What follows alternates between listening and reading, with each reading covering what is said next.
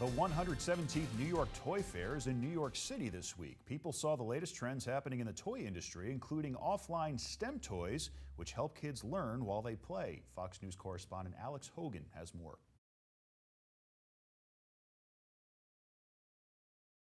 Responding to their demands. There's a lot of things that kids these days have to learn, and we think that kids should have fun at the same time, and that's why STEM toys are really important, because they can learn and do something educational, but at the same time they can do something that's really interesting and fun and find out where their interests really lie.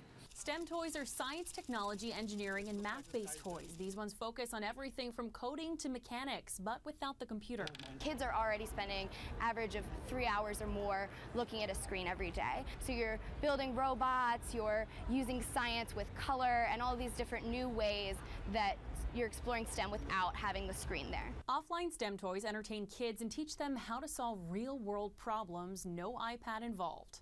Kids need sort of unscripted activities where they don't know exactly what's going to happen, and mistakes can happen. They can build something and have a problem that they need to troubleshoot through. We need real-world hands-on activities that really engage kids to do real learning. And it can be hard.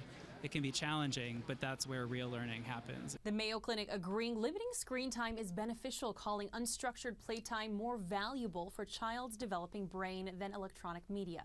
In New York, Alex Hogan, Fox News.